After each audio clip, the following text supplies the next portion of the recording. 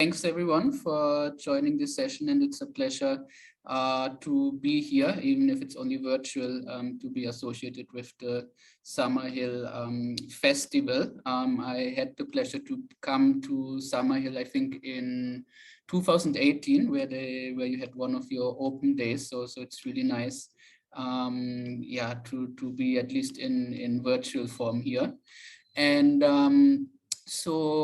what I'm going to talk today, I think I'll take 20 to 30 minutes, is to give you a bit of an idea of my book that I have recently published, which is called Revolutions in Learning and Education from India, and which is part of my PhD research that I have conducted over the last 3 years. So just a little bit about myself. My name is Christoph Neusiedl. I am working together with Project DEFY on various projects about self-designed learning. And I have done my research in this area, looking at lots of different kind of projects with a focus on India that are doing what is called unschooling, self-designed learning, deschooling, and so on. So I'll also talk about this a little bit more during my session.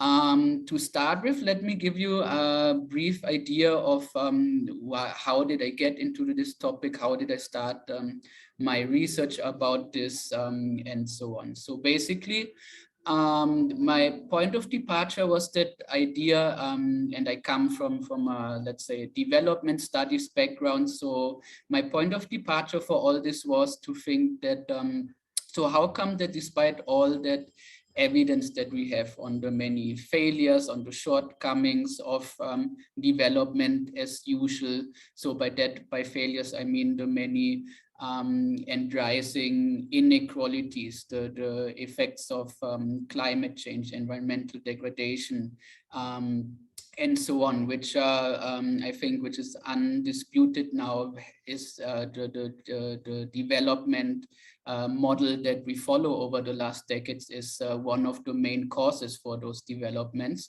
But so how come, despite we know about all these shortcomings and about all these failures, we basically don't see less development, or we don't see a different kind of development, but we see only an intensification of the same kind of development models that we follow over the last decades, and which have even been intensified now through what is called deep marketization, neoliberalization, and so on. And there's that now probably quite an infamous quote by Frederick Jameson, who said that we can somehow, or humanity somehow can rather imagine the end of the world than the end of capitalism. And that really struck me as something that we can see all around. We know what's going on. We know about all the effects of climate change and how bad it will get over the next decades. But still, we just seem to do more of the same, and we don't really change anything in a more drastic or in a more radical way. And I started with the question, why is that the case? How come we're so stuck on that development path that we have? And so here I was very curious to look actually at the role of education, in particular schooling. What role does this play in all this? Because usually if we talk about schooling, it's always supposed to be that very neutral tool, that silver bullet of development that gives everyone equal chances to make it big in life, to achieve something, to gain a large income, to find a meaningful job, and so on. But if we actually look at this, that is not really the case. And what I'm trying to demonstrate in my book is that education is not really a neutral tool that benefits everyone, but education, at least in the form that we know it today, in the form of mainstream schooling, is basically more or less an instrument to maintain the status quo. By that I mean maintain all those hierarchies that we have in society. And what I'm arguing is that education does not only reflect the society that we have, but it actually actively helps to recreate and perpetuate it by molding students into what I call good consumer citizens, which basically accept their pre-assigned roles within the dominant development model. So today, education in an essence is all about creating productive, so subservient, effective workers. And what I'm trying to show is also that this is a far cry from the meaning and from the understanding of education that we actually could have.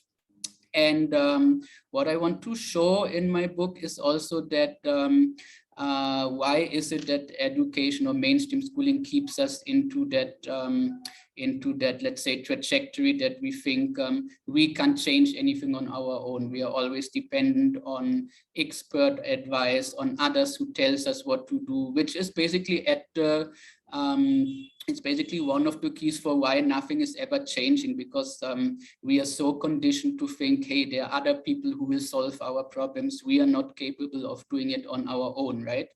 And so I'm drawing on two philosophers or political theorists in particular, which are Jacques Rancière, a contemporary French philosopher, and Ivan Illich, which some of you might know from, he wrote a whole book on deschooling and unschooling already in the 1970s.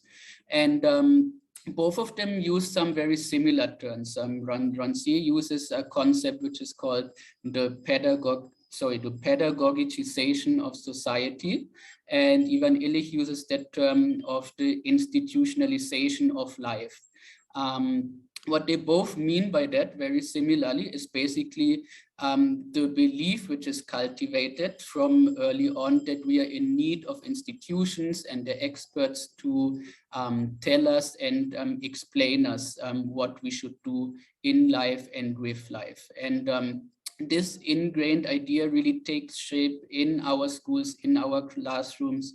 And from there, it spreads to so really all areas of life. So it forms really the basis of what we can call the presupposition of inequality, which basically lets us buy in the myth, and it really is not more than a myth, that we are not capable of creating meaningful lives alongside each other, but instead, like I said, we are always dependent on expert advice, institutions, their authorities, and so on, who are going to tell us what to do. And again, like I said, this is one of the main reasons what I'm trying to show, that we can't really think out of the box, and we are really stuck in thinking in the same terms. Instead of reimagining development, instead of thinking beyond development, we're still stuck within that box because of what is called that institutionalization of life.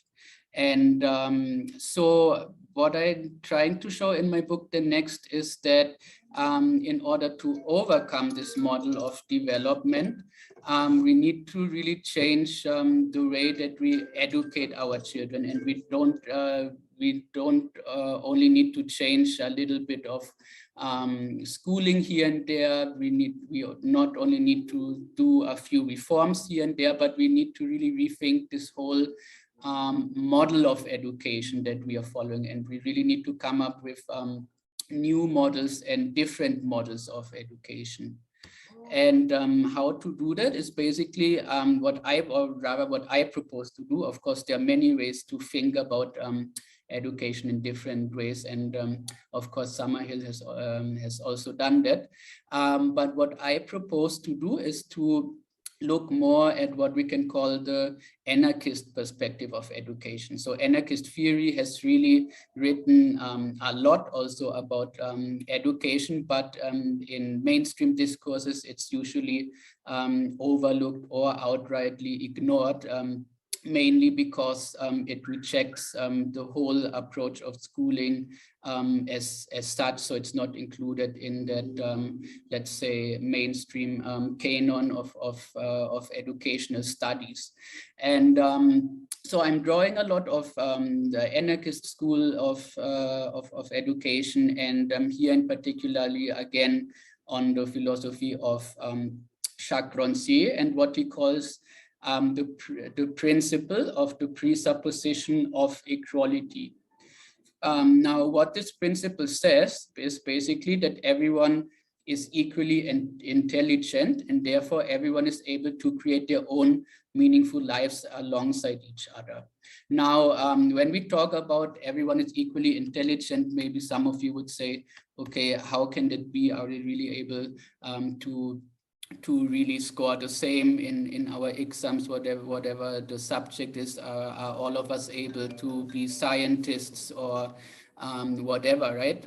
So it's not meant in that way, although of course I think it also says that we are far more capable than what people and what schools and other institutions make us think we are. But what it rather means is a sort of basic intelligence. So all of us are able to communicate with each other, to understand each other, to make sense of what each other is saying. And based on that, we can make rational decisions. We can come up with our own ideas of what makes meaningful life. So that is really, in that understanding, a very basic form, a very basic idea of equal intelligence. And that is at the heart of the theory of Jacques Rancière and his principle of the presupposition of equality.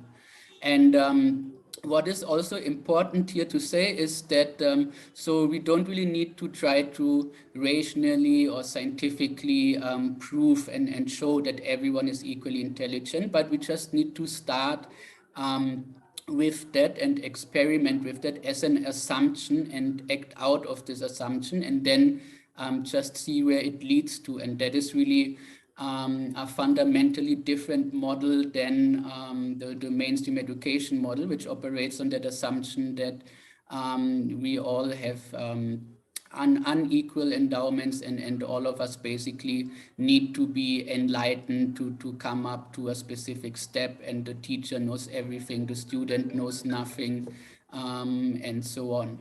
So this is basically showing that this presupposition of equality really operates as an assumption on how we should structure social relations among each other and with each other. And so in assuming that everyone is already and always equally intelligent, what Rancière is basically doing, or what his approach is basically doing, is showing how education becomes something like a performative practice. And what it does is it just verifies equality. It doesn't try to create equality. It doesn't try to come from a state of inequality to a state of equality, but it goes, it just assumes from the very beginning everyone is equally intelligent, and then we operate with that assumption, and we see where it actually leads to. And how is this happening in practice is basically through the figure of what Jacques Rancière calls the ignorant schoolmaster, who presupposes and thereby verifies equality. So we don't have teachers anymore. We have something which Rancière calls an ignorant schoolmaster. Why ignorant? So basically, Rancière says that the central task of this ignorant schoolmaster is not like in the usual teacher-student model to enlighten the student and teacher what she doesn't know, but basically it is to assume the student's equal intelligence and see where it actually leads to.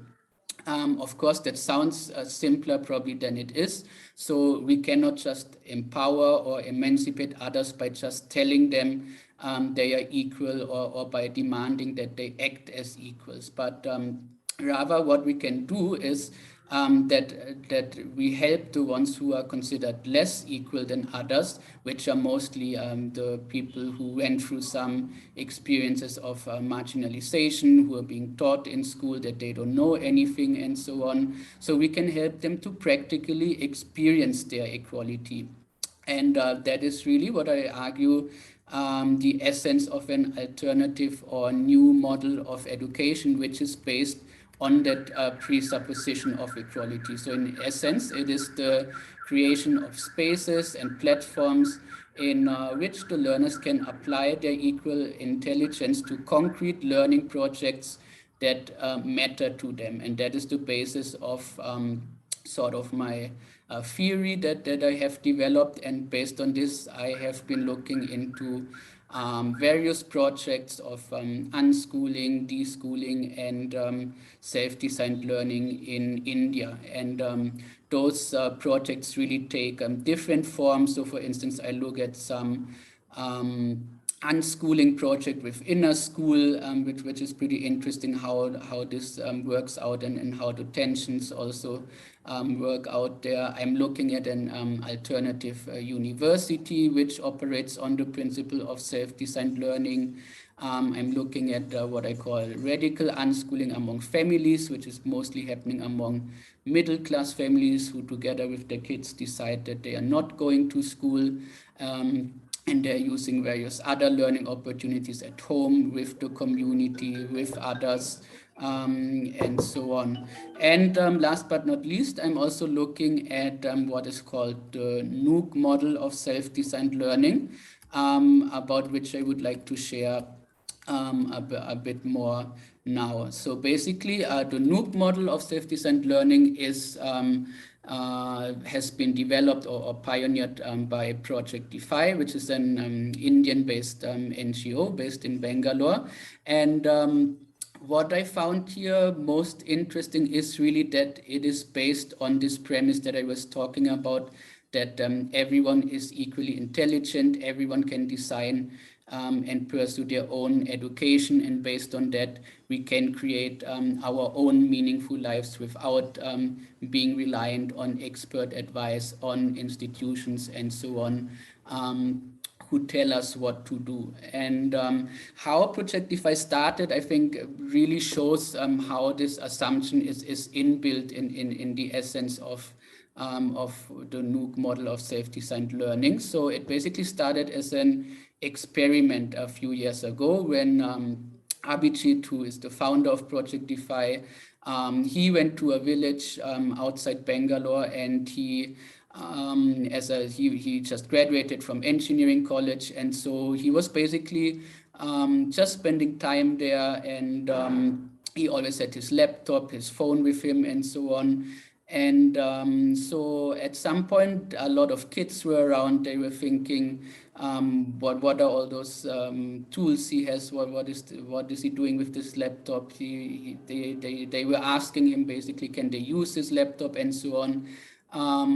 And at some point, he just let them use the laptop, and he was really surprised that the kids, despite having no prior experience in using a laptop, despite not even knowing English language in which the laptop was configured, could just almost from scratch do anything, from navigating the laptop to going online, downloading games, playing games, and so on. And that led him to the idea, like, what actually happens when you just give people access to certain resources, right? Which could be, in that case, laptops, which then later have become tools, electronics, technology, and so on. And what happens basically if you just provide them the space, the resources, and the platform to let them basically discover their own interests and let them do projects around it. And that really is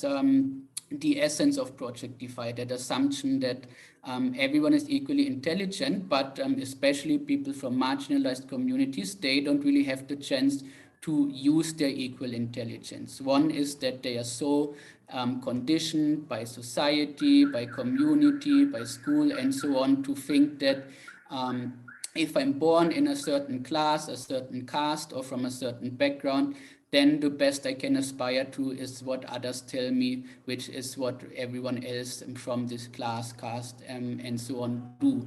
And Project DeFi, or the Nook model, is really about, in the first place, of about deconditioning, of getting people out of this, yeah, what we can call the schooled mindset, right? Of really helping them to discover their own interests. What is it that I can do? What is it that I want to do in life?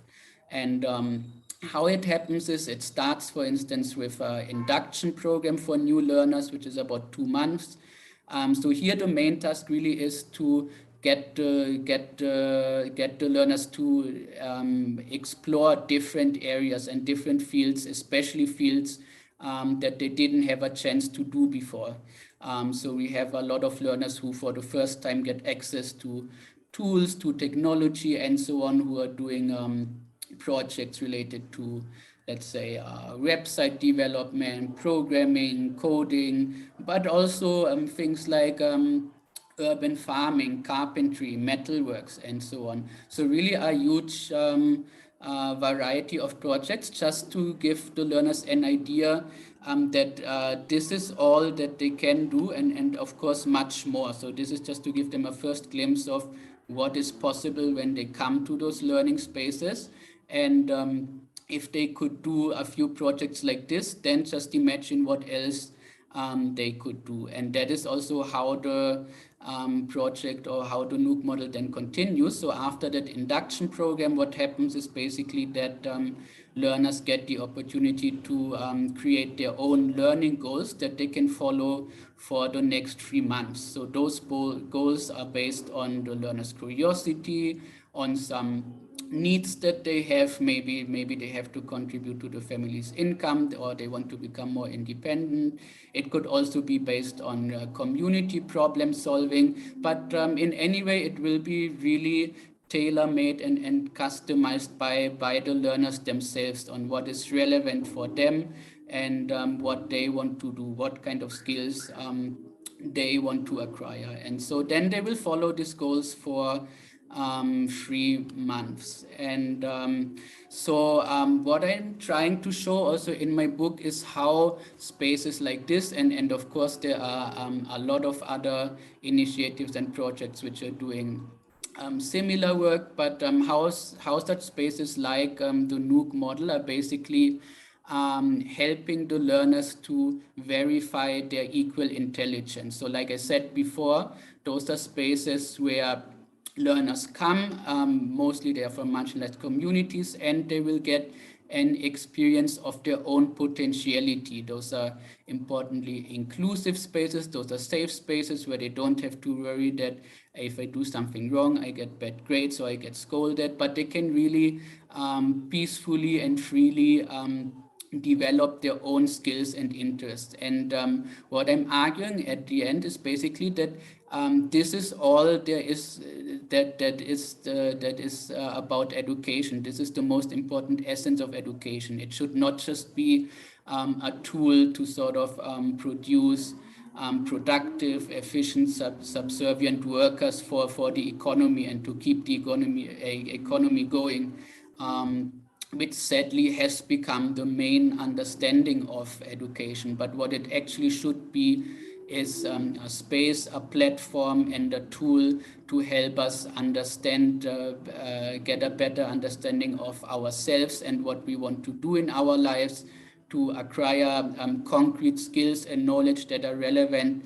for myself, for my life, and for my community, and to pursue those in depth. And that is what I argue is what spaces like the Nook model of self-designed learning are all about. And in the end, I think this is the most important thing that we can do to help people get out of what I have called the institutionalization of life, and to really be in charge of their own life. Only once I myself understand that I am capable of so many things, I know how to learn things, how to acquire skills, even without a teacher, without a textbook there, and I don't need expert advice for every single decision of my life. Only then I am capable of designing or of pursuing my own ideas of what actually makes meaningful lives. And once we have that decision-making power to decide what makes meaningful lives,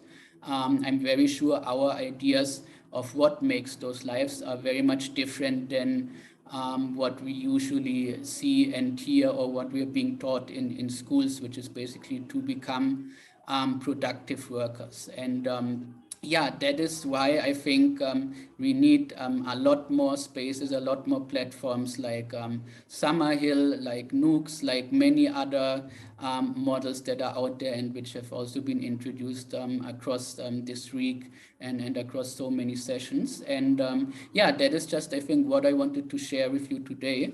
And yeah, happy to take any questions related to some of my research, related to the book, or anything I've just said.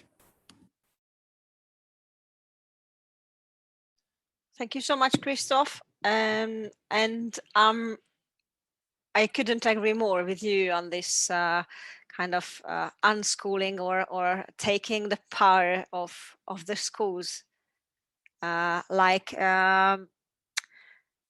Back in Hungary, where I'm from, there is this model of making the marginalized or kids living in poverty to go to school, with punishing their parents to taking off their benefits if the kids don't show up. But in the meantime, this is such a patronizing way, you know, that I will show you the way, I will take, and this is such a middle class white kind of mentality, that all these poor little guys, they have no cultural background, and they have no chance, you know, to be like us, and we have to have them. And I really don't like this approach, because it always shows that if we just go there and just provide them the space to be the place where they could really become themselves, it always helps them more to be more independent and to be more how to say this, so they can look after themselves by themselves. They don't need anyone, really. But really what they really don't have is the resources. And this is the very important thing, that if someone has the chance to provide the resources, only just like Abhijit did with the laptop and the phone, that's enough. And they won't need anything else. They wanted guidance from us. So I really like your approach on this, that we just don't need this kind of help. Thank you so much. Yeah, thanks for sharing this.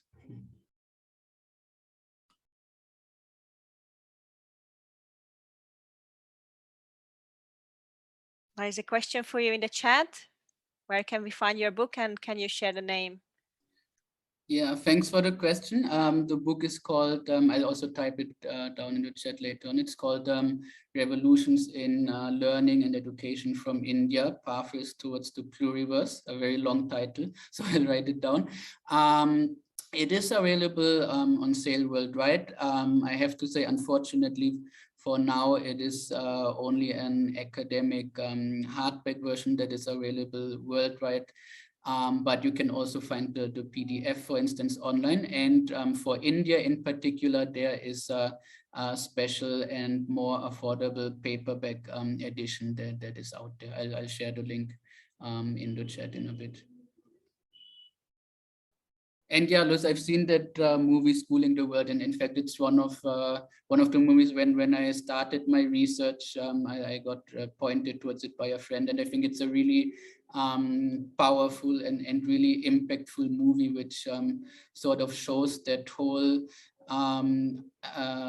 that everything that's basically wrong with mainstream schooling and the assumptions that we are basing it on, and it also shows.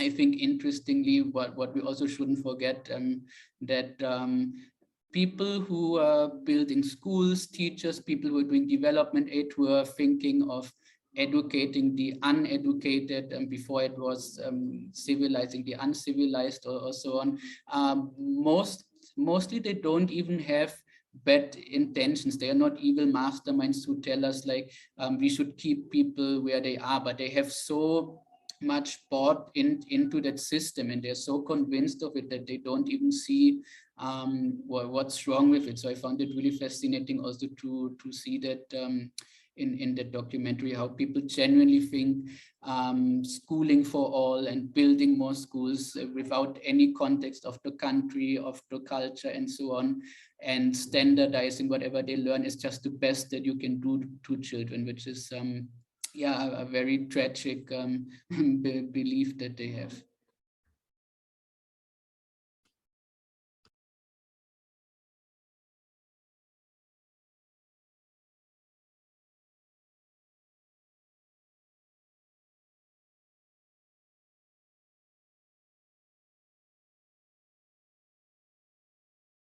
Any more questions?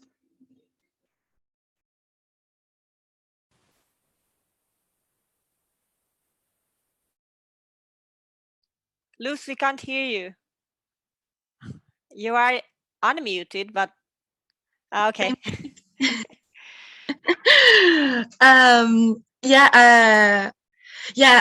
Christoph, I really agree with all the things that you are saying, and that's what we have found during the trip all the time. And I don't understand why it's so hard for us to understand that our culture has spread everywhere and hasn't respected the diversity that there were in other places. So I wonder, how can we create these conversations, or how can we make more people aware that other things are possible, and passing also from that individualistic point of view to appreciating that diversity? Right. I think, I mean, even for me, ironically, it took me 3 years of PhD research to actually understand this and see what's wrong with mainstream education. And if I wouldn't have all the funding that I got and everything, then probably I still wouldn't be where I am today. So that is there. But I do think that what we need is, first of all, are much more initiative, much more learning spaces that basically where people from any kind of community, and again, I think while Project DEFY, for instance, is focusing only on or mostly on marginalized communities, equally important it would be to have such spaces also for people from middle class and upper class backgrounds. Maybe you could even make the argument that it would be more important for them to have such spaces, right? So we really need more of those spaces and platforms so that people can see that how do people learn there, because there's always that belief that you can only learn something if it's school-based, right? Every other kind of knowledge is useless, is worthless, and so on. And even the learners that are coming to those learning centers by Project DEFY, so the parents of those learners, they would often be very skeptical at the beginning, and they would think like, why are they wasting their time there when they should go for tuitions or do this and that, right?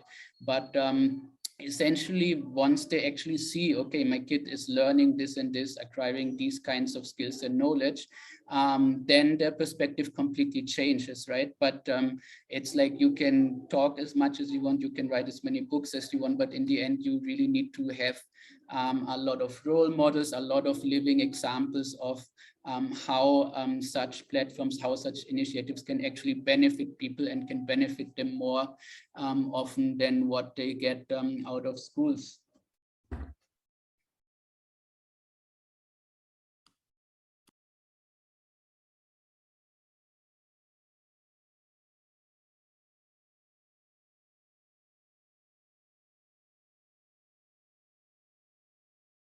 Yeah. Meanwhile, I'll just type the book in the chat for everyone who's interested.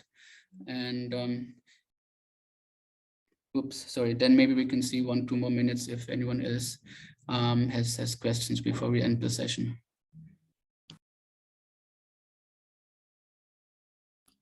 Yeah, I mean, it's definitely a change of mindset also. I totally agree. Any other films I can recommend on that subject? Good question. I think one film but that is a fiction film is Captain Fantastic. I don't know if some of you have seen that, which is quite an inspiring movie. In terms of documentaries and all, probably there's some out there. But yeah, I think if something comes in my mind, I'll add it later in the chat. Yeah, Boy Who Harnessed the Wind is a good example as well. I think African movie, if I'm not mistaken. Yeah.